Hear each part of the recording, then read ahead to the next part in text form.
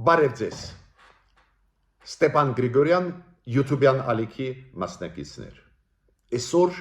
մարտի 11-ն է, ողջունում եմ ձեզ բոլորիդ, մենք շարունակում ենք մեր աշխատանքը, տեսնում եք զարգացումները աշխարհում, տեսնում եք, որ մենք բավական adekvat ենք արձագանքում այս զարգացումներին, ուրեմն շարունակենք մեր այս էֆեկտիվ աշխատանքը Այսօր ես մի քանի խոսք ուզում եմ ասել Սիրիայի հայերի մասին, դուք հիշում եք, մենք ուղարկել ենք մեր հարցումը կառավարության ինչ է լինելու հայերի հետ Սիրիայում, այն մասում, որտեղ որ գնում են բախումներ, կարծես թե այդ բախումները հիմա դադարեցվել են, կարծես թե պետք է ստուգել ու մեր պատկան մարմինները արձագանքեցին, անպայման ուզում եմ դրա մասին այսօր ձեզ ասեմ։ Ես պետք է նաև ասեմ մի քանի խոսք Առատ Միրզոյանի արտգործնախարարի Հայաստանի այցելության մասին Հնդկաստան, նաև կխոսեմ պարզա Ուկրաինա Միացյալ Նահանգներ բանակցությունների մասին, որոնք այսօր սկսվում են Էր-Ռիադում, Սաուդյան Արաբիայում, բայց գլխավոր հարցը, որի շուրջ մենք մանրամասն այսօր կխոսենք, Գյումրու ավագանու կամ Գյումրու խորհրդի ընտրությունների հետ կապված։ Այդ դրա հետ կապված գլխավոր թեման այսօր կլինի։ Ինչու՞։ Դուք հասկանում եք, որ Գյումրին երկրորդ քաղաքն է Հայաստանի, ցանկացած դեպքում Գյումրու ընտրությունները շատ բան են ցույց տալու, ինչ տրամադրություններ ունեն հայերը, մեր ժողովուրդը, գյումրեցիները, բացի դրանից, ուղղակի մեկ տարուց հետո ակտիվ փուլ է մտնելու ընտրարշավը ազգային ժողովի ընտրությունների հետ կապված, քանի որ մեկ տարուց հետո կսկսվի ընտրարշավը ազգային ժողովի ընտրությունների, համապետական ընտրությունների, որոնք անցկացվում են Հայաստանում։ Պարզ է, որ Գյումրու ընտրությունները նախաշեմին են, իրանք ցույց կտան, ինչ տրամադրություններ ունեն մեր հասարակությունը։ Ու պարզ է, որ Նիկոլ Փաշինյանը ունենալով մեծ փորձ ներքին քաղաքականության ոլորտում արձագանքեց դրան, գնաց Գյումրի 2 օր առաջ, լրջագույն հայտարարություններ արեց, այդ դրա հետ կապված մենք այսօր քննարկում կանցկացնենք, գլխավոր քննարկում։ Ուրեմն ես միջև սկսել այսօրվա մեր հաղորդումը, մեր հանդիպումը, խնդրում եմ ձեզ բաժանորդագրվել, կիսվել, լայքել, ինչը շատ օգտակար է մեր YouTube-յան ալիքը ակտիվ զարգացնելու համար։ Հիմա սկսում ենք աշխարհի անցուդարձից։ Ուրեմն Մարկո Ռուբիոն ասեց, որ այն USAID, այն գործակալության կառավարության Միացյալ Նահանգների, որը օգնություն է տալիս ամբողջ աշխարհով մեկ, դուք գիտեք, գրեթե պարալիզացվեց աշխատանքը Տրամպի քաղաքականության պատճառով։ Հիմա Մարկո Ռուբիոն ասեց, որ մոտավորապես 80% ծրագրերի կկրճատվեն ու կոնգրեսի հետ իրանք աշխատանքը տանում են, քանի որ ֆինանսավորումը ապահովում է կոնգրեսի միջոցով, ու ինքը ասեց, դա մոտավորապես 5000-ից ավել ծրագրեր են, իրանք կդադարեցվեն, չեն բխում Միացյալ Նահանգների շահերից, բայց մոտավորապես 1000 ծրագրեր USAID շրջանակներում կպահպանվեն։ Այդ ցուցակում ես տեսա Լիբանանի հետ կապված ծրագրերը,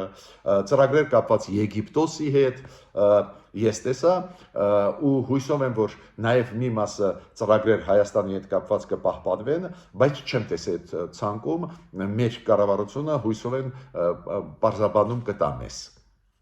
Մենք մտանք այն 1000 ծրագրերի մեջ, որոնց հետ կապված նոր ադմինիստրացիան Միացյալ Նահանգների չունի դիտողություններ ու Մարկո Ռուբիոն, որը հիմա գլխավորում USAID այդ ծրագրերը, ինքը կշարունակի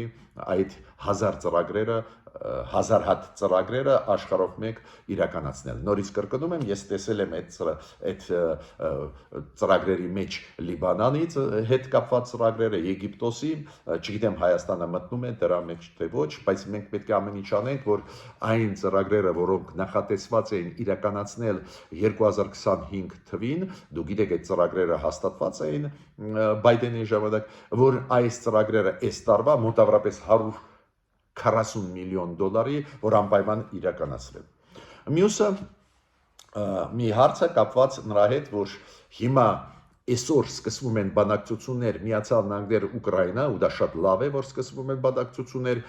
Ուկրաինայի պայքարը, Եվրոպայի պայքարը բերեց նրան, որ ամերիկացիք ոչ միայն առանձին հանդիպում են Ռուսաստանի հետ ու բանակցություն են վարում ու վարել են Սաուդյան Արաբիայում, հիմա Սաուդյան Արաբիայում բանակցություններ կվարեն Միացյալ Նահանգներ Ուկրաինա։ Զելենսկին կներկայացնի նախագահ Զելենսկին Ուկրաինայի պատվիրակությունը կգլխավորի Ամերիկայի Մարկո Ռուբիոն։ Հույսով եմ, որ այս անգամ նորմալ սահուն կանցնեն, էտեր կա ինֆորմացիան, որ Զելենսկին ներողություն խնդրեց Տրամպից այն բանավեճից, որը բաց եղավ Վաշինգտոնում,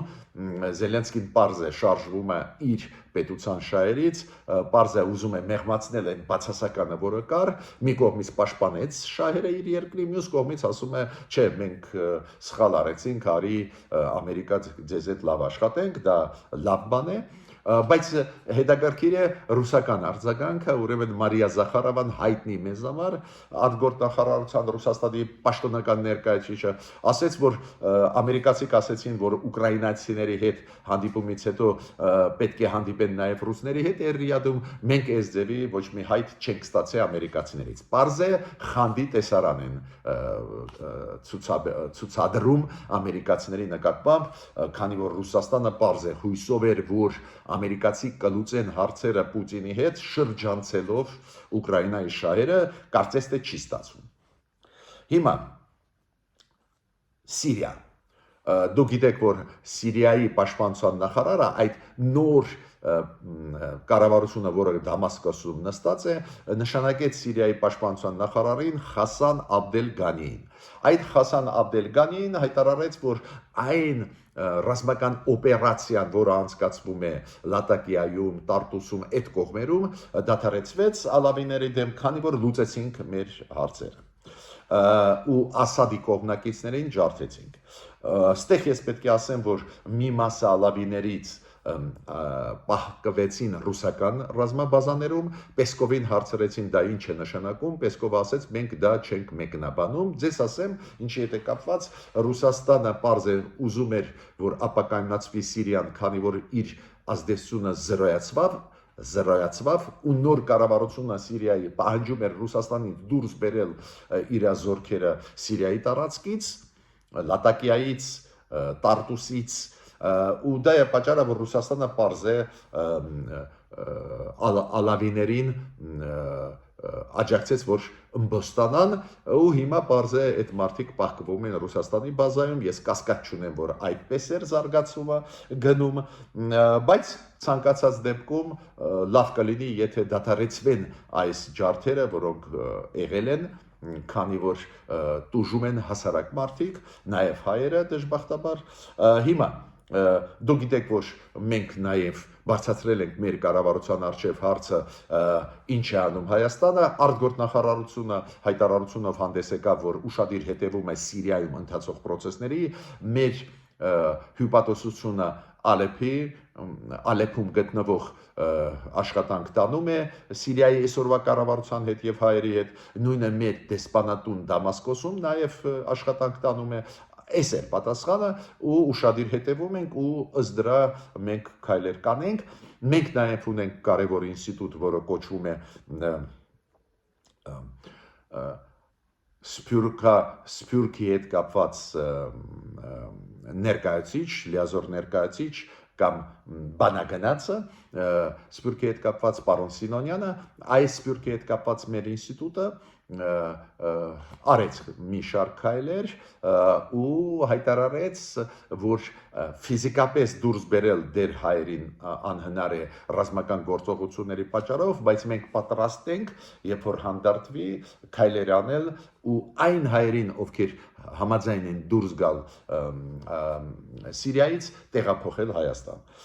Նու լավ է, որ մերոնք հետևում են արձագանքում են, Մյուս կարևոր ինֆորմացիան կապված է Նիդերլանդների արտգործնախարարի հետ Կասպար Վելտկամպի հետ Կասպարը Վելտկամպը դուք գիտեք պետք է այցելությունով գա վաղը Հայաստան ինչքան ես գիտեմ բայց միջև գալա Հայաստան կլինի այցելություն Անկարա այսօր ինքը պետք է գտնվի Անկարայում Հոլանդիայի արտգործնախարարը ու Հական Ֆիդանը միջև իր գալը ասեց մեզ համար շատ կարևոր հարց որը մենք Հոլանդիայի արտգործնախարարի հետ կքննարկենք դա կապված է նրա հետ որ հիմա Եվրոմիությունը Մեծ Բրիտանիան Եվրոպական գլխավոր խաղացողներ մտածում են ոնց ապահովեն անվտանգությունը ու պաշտպանությունը Եվրոմիության Եվրոպայի վտանգներից քանի որ Դոնալդ Տրամպը չի ուզում պաշտպանել Եվրոպան, պահանջում է որ Եվրոպան ինքը իրան պաշտպանի եւ այլ այդ նոր իրողություններում ու Հական Ֆիդանը ասում է բայց Թուրքիան էլ անբաժանելի մասն է Եվրոպայի անվտանգության հետ համակարգի մենք պատրաստ ենք այստեղ աշխատել դա ինչ արձագանք կունենա դա բանակցությունների ժամանակ Հական Ֆիդան եւ Կասպար Վելտկամպ Ես ասեցի, որ արտգործնախարարը Հոլանդիայի, Թուրքիայից հետո կմտնի կգա Հայաստան։ Հիմա Գրենլանդիայի վարչապետը, դուք գիտեք, Դանիայի մասն է Գրենլանդիան, անբաժանելի մասն է, բայց ունի բարձր սուվերենության մակարդակ Գրենլանդիան ու վարչապետը Գրենլանդիային շատ մեծ դուք գիտեք կղզի է շատ մեծ, բայց բնակչության թիվը շատ փոքր է, չգիտեմ 50,000 է, 100,000 է, այդ կարգի է, ու Գրենլանդիայի վարչապետը ասեց, որ Տրամպի հայտարարությունները կապված մեր երկրի հետ անընդունելի են, ցույց է տալիս, որ ինքը չի հարգում Գրենլանդիայի ժողովրդին։ Դες Գրենլանդիան կոպիտ ասած մերժում է Տրամպի այդ ցանկությունը, որ Գրենլանդիան մտնի Միացյալ Նահանգների կազմ։ Տրամպը հայտարարեց, որ Սի Ցզինպինի հետ, Չինաստանի ղեկավարի հետ, նախագահի հետ ինքը պատրաստ է հանդիպել։ Ես պետք է ասեմ, որ Տրամպը մի քիչ շտապում է իմ կարծիքով։ Հիշում եք ինքը ուղերձ ուղարկեց Իրանի հոգևոր առաջնորդին, Այաթոլլահ Խամենեին։ Ուղարկեց, ասեց ես ուզում եմ ձեզ հետ հանդիպել, Խամենեին մերժեց։ Ինքը ասեց մենք չենք ուզում հանդիպել այն լիդերի հետ, որը փաթաթում է երկրների վզին իր ուզածը։ Մոտավորապես միտքը դա էր։ Ու ես չեմ բացառում, որ Սի Ցզինպինը կմերժի Տրամպին, քանի որ Միացյալ Նահանգները մարտի 3-ից թե 4-ից մտցրեցին նոր պոշլինաները, նոր մաքսատուրքերը Չինաստանի ապրանքների դեմ ուղղված։ Կա ինֆորմացիա, որ Զելենսկին ներողություն խնդրեց Տրամպից, քանի որ Վաշինգտոնում իրոք տեսարանը ծանր էր, Զելենսկին պաշտպանեց իր երկրի շահերը, հիմա Զելենսկին անում է քայլեր փապկացնելու հարաբերությունները Միացյալ Նահանգներ Ուկրաինա։ Ու Զելենսկին կա ինֆորմացիա, որ ներողություն խնդրեց, ասեց եկեք շարունակենք աշխատել։ Ու ես տեսնում եմ դա, որ կարող է դա իրոք եղել, քանի որ ես տեսնում եմ, որ եւ Մարկո Ռուբիոն եւ այլ պաշտոնյաները Ամերիկայի մի քիչ հրետորաբանությունը փոխվեց։ Օրինակ Մարկո Ռուբիոն ասեց. Ռուսաստանը տարբերակ չունի, չի կարողանալու ամբողջ Ուկրաինան գրավել։ Դուք գիտեք, Ռուսաստանի նպատակը նա չի, որ Ղրիմը վերջնականորեն, որ Ուկրաինան համաձայնվի տալ Ռուսաստանին, կամ Զապարոժյան, կամ Խերսոնը, կամ Դոնեցկը, Լուգանսկը, այդ գրաված Ռուսաստանի կողմից մարզերը, որ Ուկրաինան իրանց տա։ Ոչ, Պուտինը ուզում է ամբողջ Ուկրաինան գրավի։ Մաս, շրջան առ շրջան, բայց ամբողջը։ Նույնատիպ քաղաքականություն վարում է մեր դեմ Ադրբեջանը, ուզում է մեզ ենթարկացնի կապիտուլյացիային։ Ադրբեջանը չի ուզում ճանապարհ ստանալ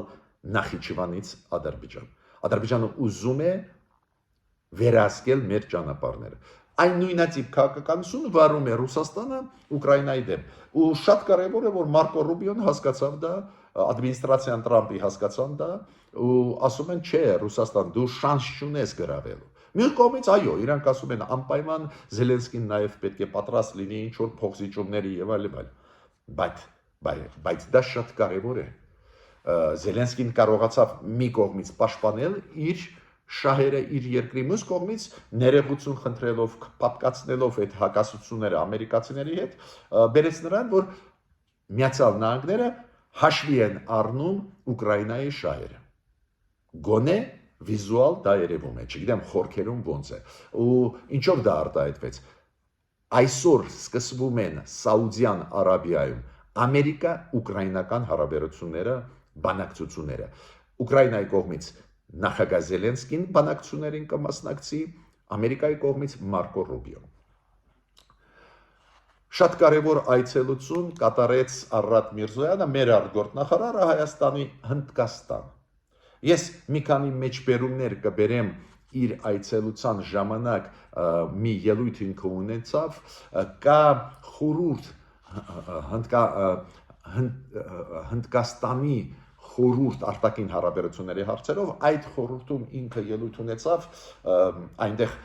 ինտելեկտուալ էլիտան հավաքվում է Հնդկաստանի, նաև պաշտոնյաներ, նաև ինտելեկտուալ բարձր մակարդակի փորձագետներ, այդ խորհրդում ինքը ելույթ ունեցավ, ներկայացրեց իրավիճակը Հարավային Կովկասում, ներկայացրեց դիրքորոշումը Հայաստանի կապված նրա հետ, որ միայն բանակցություններով կարելի է լուծել հարցերը, կայուն խաղաղություն հաստատելը,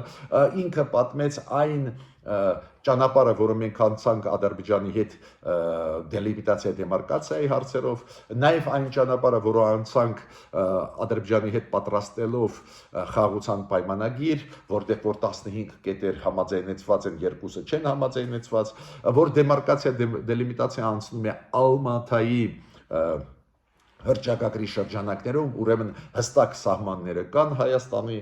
անչափ կարևոր է։ Նաև ինքը խոսեց խնդիրների մասին, այս 23 գերի ընկած Ադրբեջան հայերի, նաև նախկին պաշտոնյաների Լեռնային Ղարաբաղի ում դեմ ցուցադրական դատական ինչ որ process-ներ են խայտարակ, նաև խոսեց նրա մասին, որ Ադրբեջանը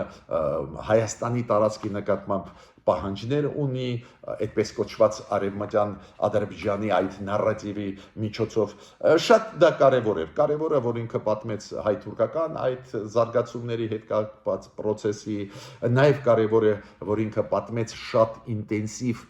երկխոսության Եվրոմիության եւ Միացյալ Նահանգների հետ, ու հիշում եք այն ապրիլի 5-ի հանդիպումը պետքարտուղարի Միացյալ Նահանգների եւ Ուրսուլա ֆոն դեր Լյայենի Եվրոմիության ղեկավարի կառավարության ղեկավարի հանդիպումը Փաշինյանի հետ, այնտեղ ձեռբերված պայմանավորվածությունները, նաև խոսած ինքը, որ ԵԱՏՄ-ի հետ մենք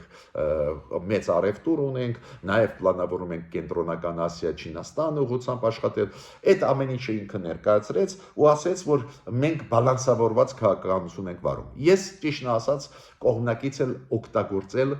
դիվերսիֆիկացիա բառը։ Այս Հայաստանը ինչ է ասում։ Հա, Եվրոմիություն, Միացյալ Նահանգներ այստեղ ռազմավարական համագործակցություն է գնում, բայց մենք դիվերսիֆիկացնում ենք մեր համագործակցությունը։ Օրինակ, ռազմատեխնիկական ոլորտում աշխատում ենք նաև Ֆրանսիայի հետ, նաև Հնդկաստանի հետ, լուրջ ծրագրեր ունենք, կամ էներգետիկայի ոլորտում, նաև իմիջիալից ասեմ ձեզ, էներգետիկայի ոլորտում պլանավորվում է աշխատանք տանել նաև Հնդկաստանի հետ,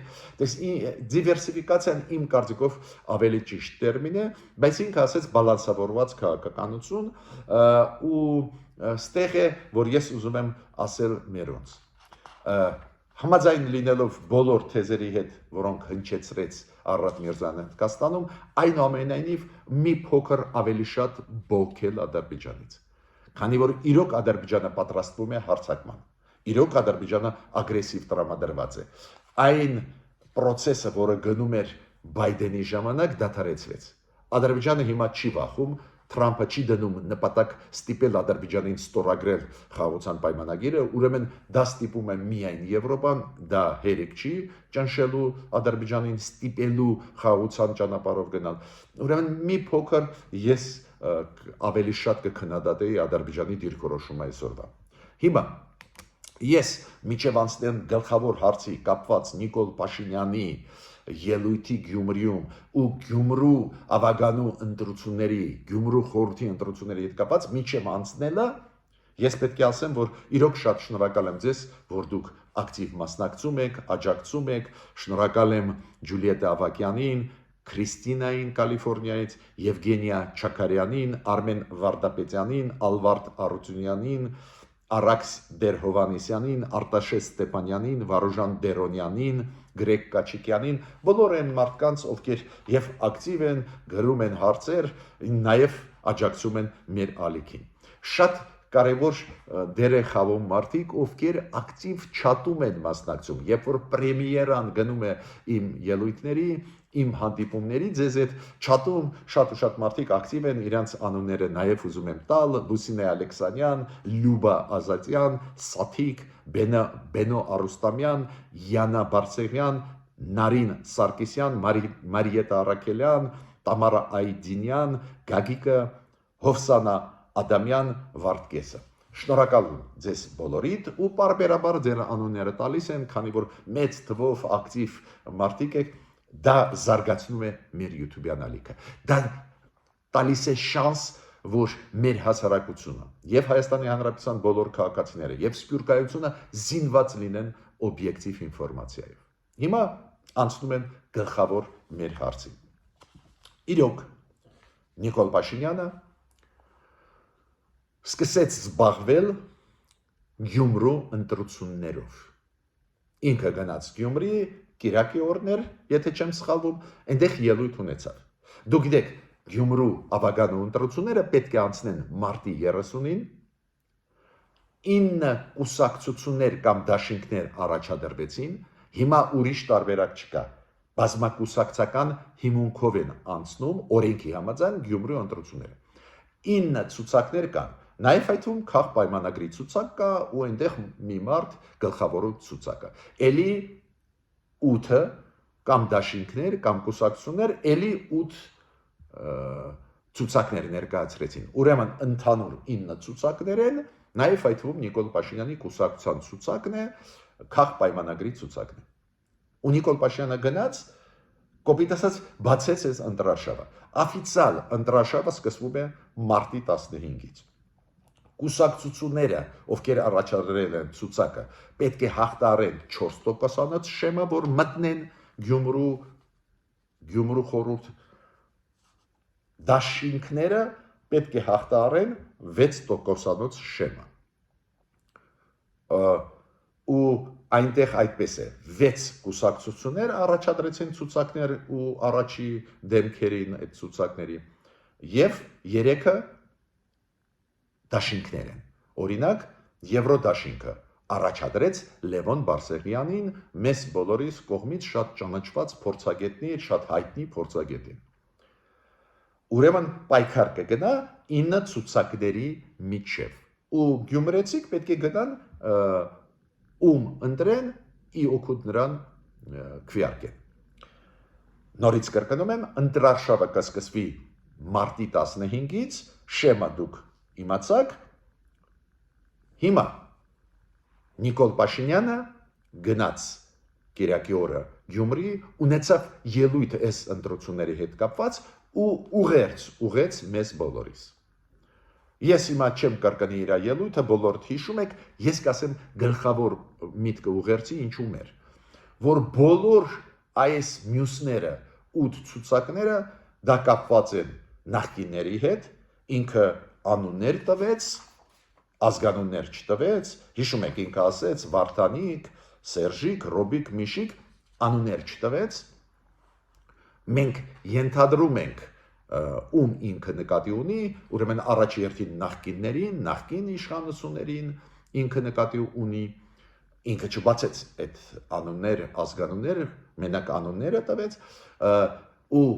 ամենակարևորը ինքը ինչ ասեց, հիմա պայքար կգնա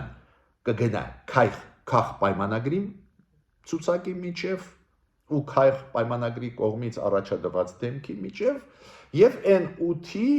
ովքեր նախկինների հետ կապված են, ովքեր կներեք ինքը օգտագործել թալանել են, սեփականությունը եւ այլ, ու հիմա այդ սեփականությունը թալանված ընտրությունների միջով ուզում են պահպանել։ Ավելի կոշտ ինքը ասեց, ես չեմ ուզում այդ ավելի կոշտ հռետորաբանությունը օգտագործել։ Անկեղծ ասած, պրագմատիկ կուսակցության տեսանկյունից դա հասկանալի է։ Նիկոլ Փաշինյանը հասկանում է մեկ բան. ինքը շանս ունի, որ իր կուսակցությունը, իր ցուցակը հաղթող դուրս գա կամ առաջի տեղը գրավի։ Կարող է 50%-ից ավել չհավաքի, բայց առաջի տեղը գրավի, ինքը հասկանում է մի դեպքում, եթե ինքը սրի հարաբերություններ, այսօրվա իշխանություն նախկիններ։ Ու այս բևեռացման միջոցով գնա, ինչը ինքը օգտագործել է եւ 2018 թվի ազգային ժողովի ընտրություններով եւ 2021 թվի ազգային ժողովի ընտրություններով ինքը ասում է իմ դեմը կանգնած գլխավոր հակառակորդը դա նախկիններ են, ովքեր թալաներ են եւ այլ ու այդ բարերը ասում են։ Ու հիմա այդ մեթոդիկայով ինքը ուզում է ստեղ Գյումրի ընտրություններին մասնակցել։ Այս պրագմատիկ տեսանկյունից, կուսակցության տեսանկյունից ճիշտ ճանապարհ է։ Քանի որ այսօրվա իշխանությունները նաև շատ է քննադատվում հասարակության կողմից։ Տարբեր հարցերի հետ կապված, ես Գյումրու հարցերի մասին հիմա չեմ խոսում։ Ու պարզը Գյումրու ընտրությունների վրա դա կազդի, մարդկանց տրամադրությունների վրա կազդի։ Ինքը գնում է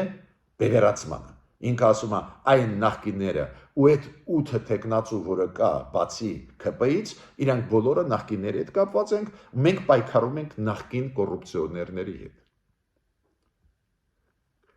Կուսակցության տեսանկյունից, պրագմատիկ տեսանկյունից միգուցե նույնիսկ ճիշտ է, բայց պետության շահի տեսանկյունից համոզված չեմ, որ դա ճիշտ է, քանի որ երկխոսություն չի լինի, բանավեճ չի լինի, ուղղակի իրար փնովելով կգնա այս ընտրարշավը ու մենք ոչ մի բան չենք ստանա։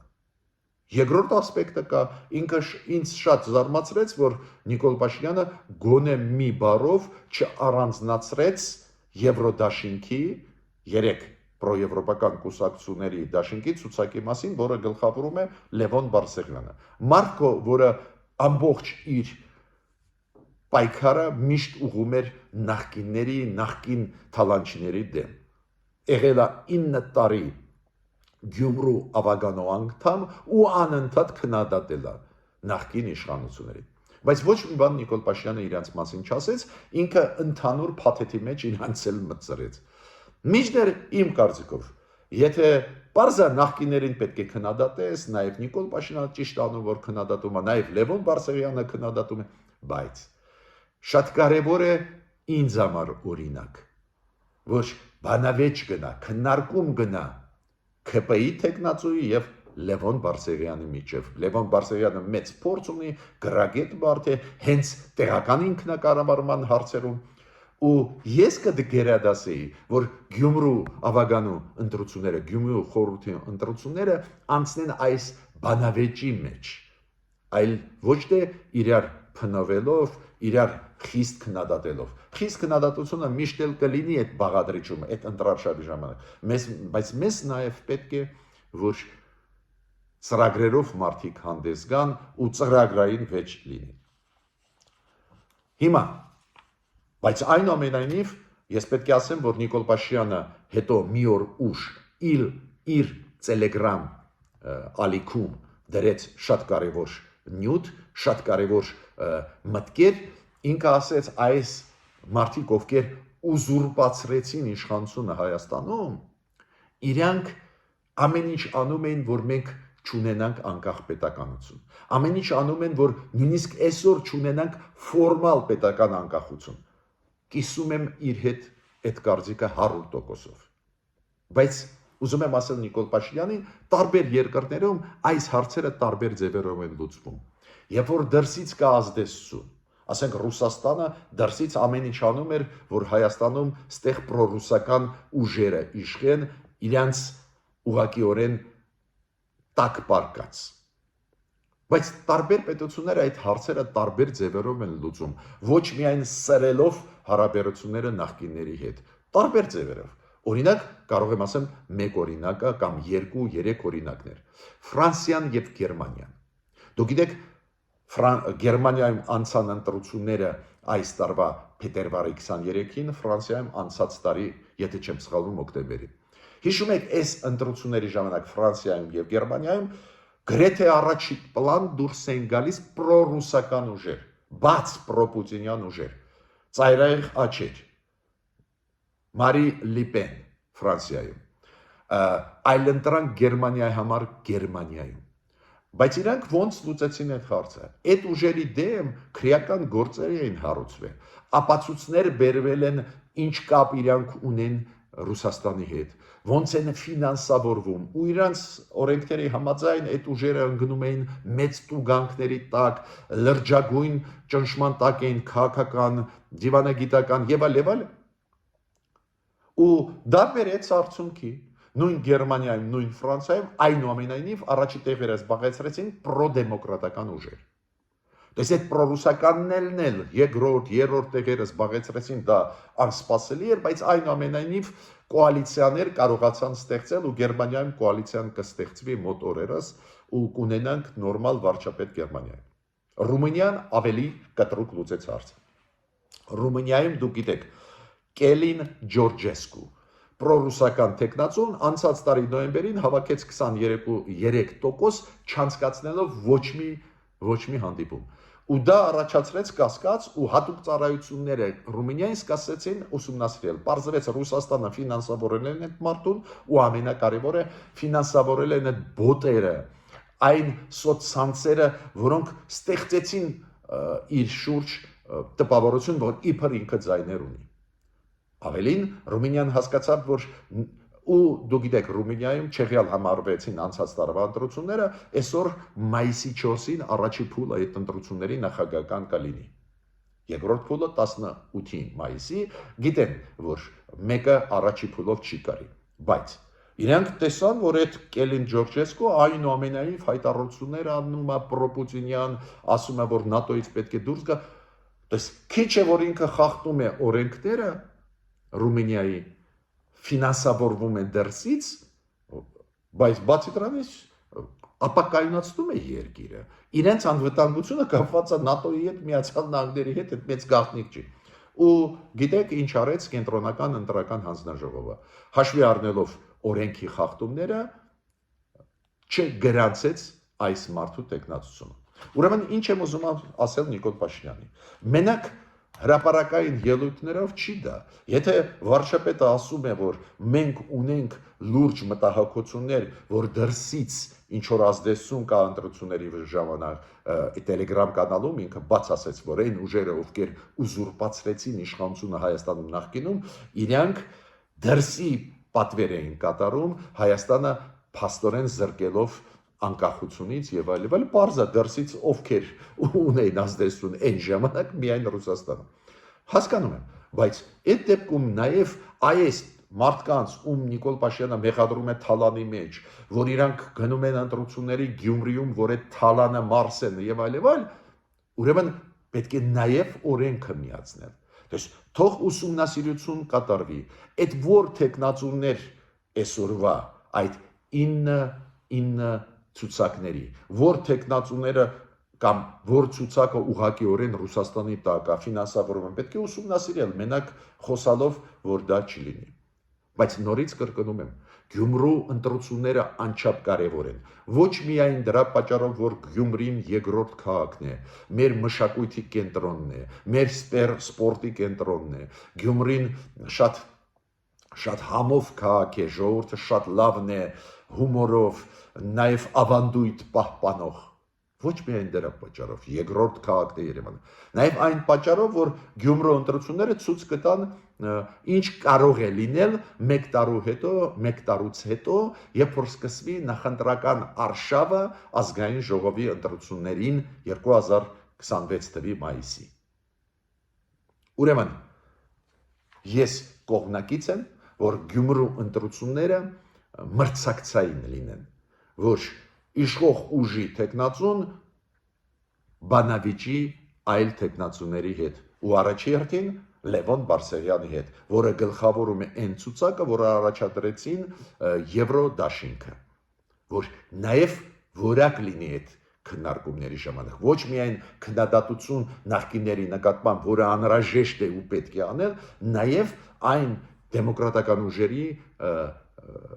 մեջ բանավեճ, որ մենք հասկանանք ինչ պետք է արվի, որ Գյումրու վիճակը ել ավելի արագ լավանա։ Ես ավարտեցի իմ ելույթը, Միջ նոր հանդիպումներ։